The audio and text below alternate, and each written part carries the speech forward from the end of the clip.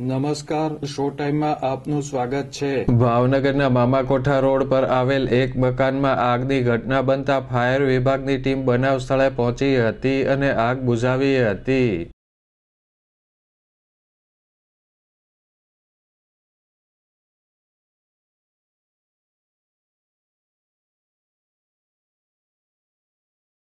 ભાવનગરના મામાકોઠા રોડ લક્ષ્મી ખમણની સામેના ભાગે આવેલ એક મકાનમાં ગત રાત્રિના સમયે કોઈ કારણોસર આગ લાગી હતી।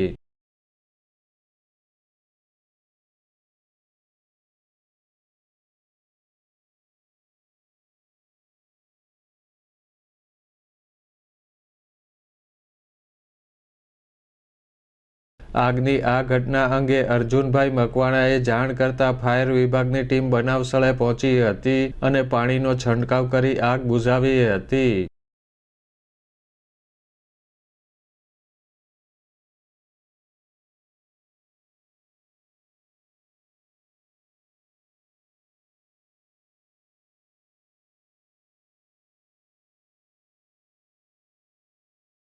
આ મકાનમાં ધાર્મિકભાઈ ગિરીશભાઈ ભાડે રહેતા હોવાનું જાણવા મળેલ છે।